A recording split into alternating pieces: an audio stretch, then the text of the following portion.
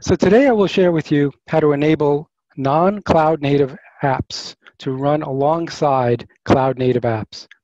Yes, I do mean on the same infrastructure, on the same clouds, working together. I realize this title is somewhat of a mouthful, and yet the idea is really very simple. Most firms have recognized the need for some kind of a cloud and are embracing cloud native microservices as a strategy to support a public cloud, a private cloud, and an edge cloud. But the question is how to get there.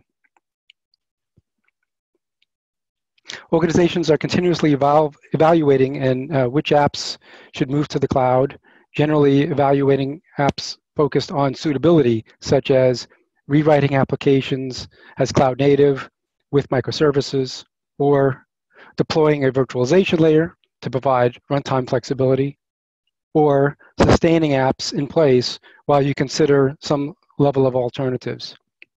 All this involves rationalizing time, cost, technical capabilities, benefits to apply those changes. With that as a backdrop, I will elaborate on a company's journey to the cloud. So for your consideration, is it possible to run traditional non-cloud native, what we call stateful apps, alongside your new cloud native stateless apps on the same hybrid private and public cloud infrastructure? So consider what it will take. I put to you containerizing a non-cloud native stateful app. Now, I think a lot of people have kind of thought about that, but haven't figured out how to do that quite yet. Then run that non-cloud native stateful app as a containerized app on the same platform.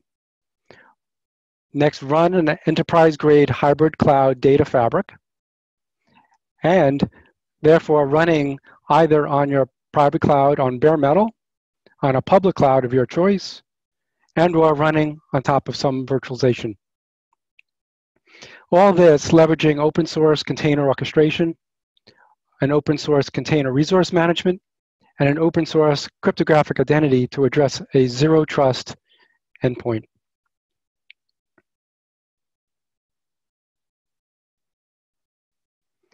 So consider the traditional apps. I imagine most clients have already made positive progress on moving some apps towards a cloud native cloud infrastructure, whether it's on-premise or in the public cloud, AWS, GCP, or Azure. One of the challenges, quite frankly, is the organizational structure. You've got all these traditional apps, and you've got traditional players knowing how to build and deploy.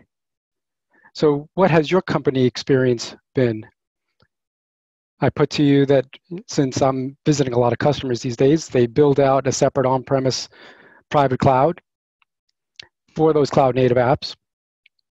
They select a few applications to move to a separate public cloud, but usually a very specific cloud provider. And last, continue to maintain traditional applications and infrastructure with separate infrastructure, separate people, separate operations. So companies typically have to deal with all these different environments working together. So I put to you the question, what to do with the majority of the traditional applications, which are generally monolithic applications and require a large investment to rewrite or transform, or may never be able to undergo that transformation due to time and cost.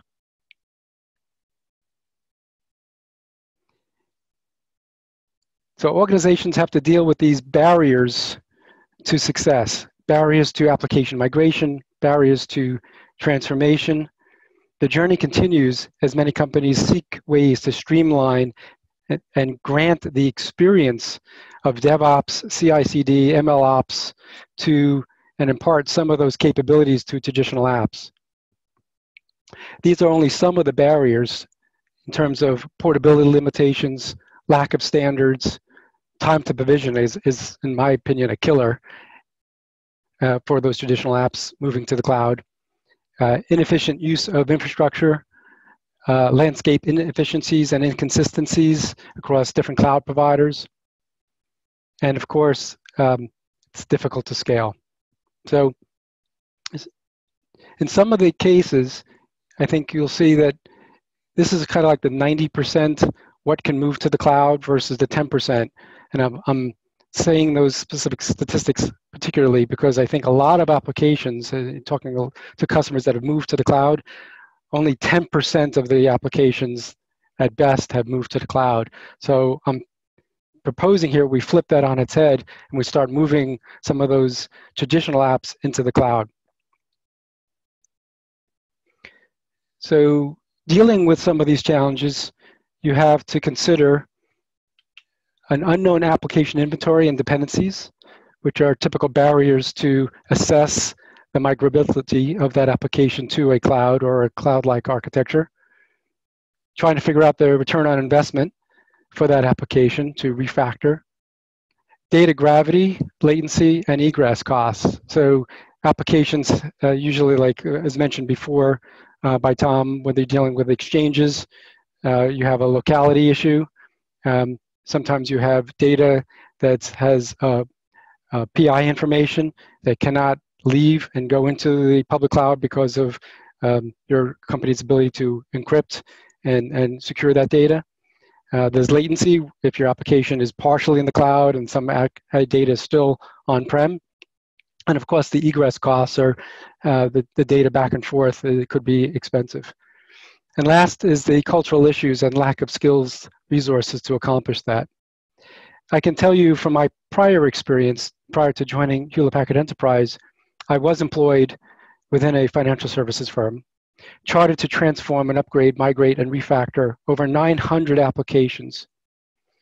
My experience was it was a 3-year journey with a team of 35 people just to map out the inventory, the apps, the servers, the storage, the database, the file shares, the network, the firewalls, the proxy servers, load balancers, batch jobs, software versions, application dependencies, all this, and then establish a performance baseline so that when you move it, it's performing better or at least on par.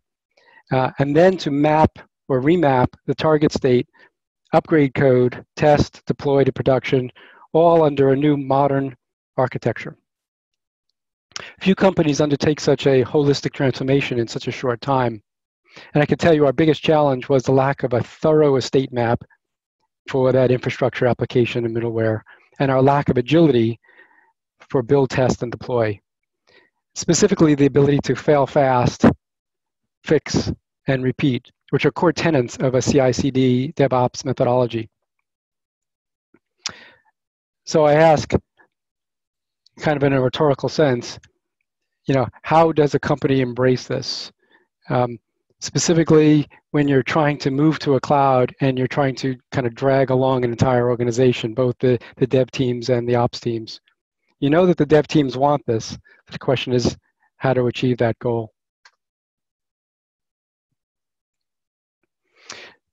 So I put to you that typically there are 2 different work streams, and many companies probably have 2 or 3 more. But in the most simple view, you have work stream number 1, cloud native development on the top, where applications are either generated, propagated on your on-premise cloud, and then you try to figure out which of those components you can move into your public cloud, Amazon, AWS, and GCP environments.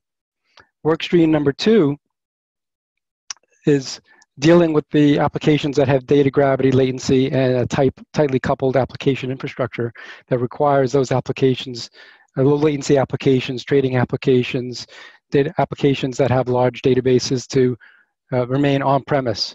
And then kind of in the middle here, you try to figure out and peel away which parts of the application you can begin to transform if you can't take on the entire application transformation, but take on pieces of it and adopt an agile cloud native automation. So the transformation problems are typically your costs, because you're maintaining 2 different or 2 or 3 different environments. You have these different silos and different tool sets, different talent sets to move to the cloud or maintain your legacy operations. And the question is, does your business units still have the same problem? They didn't achieve the cost efficiencies that they were hoping for.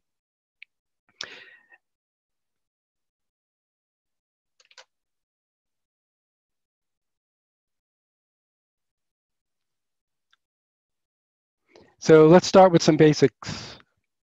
I'm not going to spend a lot of time about containers, but the thesis here is that the treatment of an application, whether it's a container and you have infrastructure, host operating system, and some kind of virtualization, in this case a Docker engine, to host your independent containers, supporting their independent binaries and libraries, is similar in nature to the way virtual machines are managed, with the added layer of that guest OS for the virtual machines.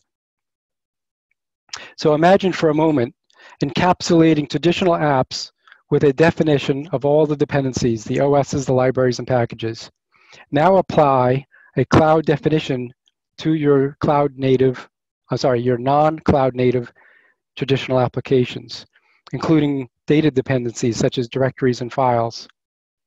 We now gain a portability vis-a-vis separating code and the underlying infrastructure, enabling application migration between your private and your public, and even to edge. Now, a lot of people struggle with what does edge mean in financial services. It could be your remote branch offices, could be retail branches, could be colos, and also those servers located at exchanges. This is ideal for stateless applications. Now, what about stateful applications? So if you think through, the portability now enables those stateful applications to be treated in a CI/CD experience with rapid deployment. We now have taken the first step to moving your non-cloud native applications, your stateful applications, into a fail-fast testing methodology to flush out into dependencies.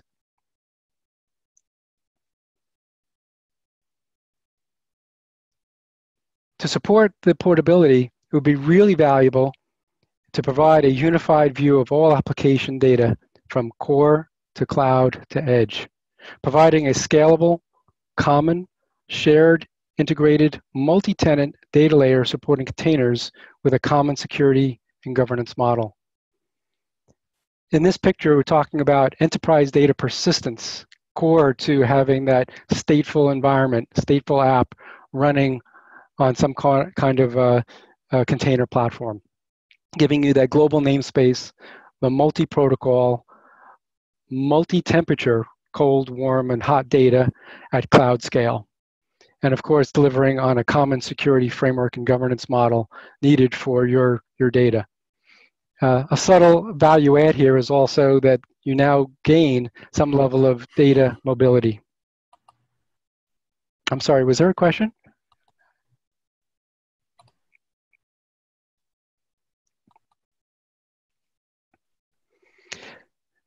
Now, joining these technologies and these capabilities together, you now have the ability to run cloud-native CI/CD pipelines, DevOps, that you see on the left side, non-cloud native apps on the right, a mix of IoT and edge as an example of remote instantiation, perform some really creative AI analytics, what we call MLOps, where an AI analyst working with say a Jupyter or Zeppelin notebook can automatically instantiate app dev environments and auto-reap when done. All of this made possible leveraging the same framework across on-premise, private cloud, public cloud, and edge cloud. Now, nobody would tell you all these environments will have the same performance. However, you can now redeploy apps across the service platform. You can adopt a fail-fast methodology. You can adopt and optimize applications and resources as needed.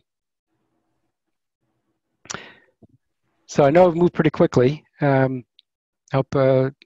can't see any questions yet, but HPE strategy is really geared around how to enable our clients to leverage this capability as a holistic solution. So no longer do you have the different silos, but you can actually bring those cloud native and non-cloud native apps together. In this particular projection, we're talking about really gearing towards the app dev teams, the data engineers, the ML ops, the app dev, and the DevOps folks, all providing via the HP container platform various databases, data analytics tools, AI and ML tools, data modernization and app modernization, CI/CD pipelines, and on the far right-hand side, the traditional monolithic stateful applications, bring your own apps into this environment, all running on a Kubernetes environment through that Kubernetes orchestration, and today on Docker, although Rocket is also possible in the future. And all of this running on top of a persistent container storage and data fabric, providing that same seamless capability across on-prem, public cloud, and edge. So to summarize, without going into too much technical detail, recounting what I proposed on the agenda at the beginning, containerizing non-cloud native stateful apps. To accomplish this, we would create a Kubernetes deployment module configuration, which basically describes the shared storage, networking associated, and port assignments, and how to run each of those containers. Number two, run a non-cloud native stateful app as a containerized app on the same platform. Of course, this means Kubernetes clusters have been previously created in your environment. Kubernetes now deploys containers within apps defined Kubernetes clusters, both cloud native and non-cloud native. Number three, run on an enterprise-grade cloud data fabric. In this case, we're adding MapR, which produces a pre-integrated persistent data storage and data fabric. In a cloud-native stateless environment, if a cloud app fails, it shuts down. It's simple. A cloud-native app just restarts in a different part of the cluster. In a traditional stateful app, the data is essential. It's vital to the application's existence and restartability. MapR provides the needed persistent data fabric to address this vital need, and within a Kubernetes cluster, that data is accessible. Number four, run on either private cloud, bare metal, a public cloud of your choice, or run atop of VMs. To start, a deployment can leverage existing hardware running Kubernetes on bare metal. In addition, the major cloud providers provide Kubernetes environments, and this data fabric is also available on AWS, EC2, Azure, and GCP's GCE. Number five, leverage open source container orchestration. We've spoken about Kubernetes, and by the way, leveraging Docker, potential to leverage other containers in the future. Number six, leverage open source container resource management. This is a very subtle one, as there's been recent contributions to the Kubernetes environment, specifically Kube Director. It's now available on GitHub. Sorry. Kubernetes you can pull down Kubernetes and pull down Kubernetes Director independently. And Kubernetes Director watches for custom resource definitions, creates and modifies Kubernetes resources in response to custom resources. I think this is part of the secret sauce that enables those cloud native apps to run in this containerized environment. And last, number seven, open source cryptographic identity to address zero trust endpoints. This is another open source capability that has recently come to light. It's a way to establish a security trust model between apps that are deployed. So essentially security is at the top of everybody's mind when deploying those apps. Can I trust the cloud? Can I trust the deployment? Can I trust the app itself? And that basically nothing has happened to that environment. Consider the mechanisms that can be put in place. A secret handshake for the app, a query of the key for that application. This is all based on open source, and we are still in the early phases, and we are looking for folks to take a look at that capability and to experiment, since it is open source technology. Today I shared with you only a glimpse of the enabling capabilities, and I think in short, so the capabilities offered by HP, and by the way, this was just launched 2 weeks ago, HPE Container Platform, software only, can run on any hardware, on any cloud. It's leveraging Kubernetes, leverages the Kube Director, and leverages the Sitel, which is that cryptographic identity I mentioned earlier. We also offer it as a software and hardware turnkey solution, and we offer delivered as a service for on-prem and public cloud consumption. So why does all this matter? We all started the year with tremendous energy focus in clouds, hybrid clouds, multi-clouds, and automation. Today we live in challenging times. The need for faster application build and deployment, aka driving CI/CD, the flexibility to run anywhere, anytime, seeking ways to support non-cloud native apps in a cloud-enabled world. I think we all know at this point budgets will get tighter. So what does this mean for your infrastructure? I'm circling back to the discussion I mentioned earlier, managing disparate infrastructure in clouds, different bills and different deployment methodologies, specialized staff for those different environments. So really have to start thinking through, how do I unify this environment? And oh, by the way, companies will now attain a cloud level deployment and deployment speeds on premise, as well as across multi-clouds. So HP is now enabling our clients to unify and simplify their IT.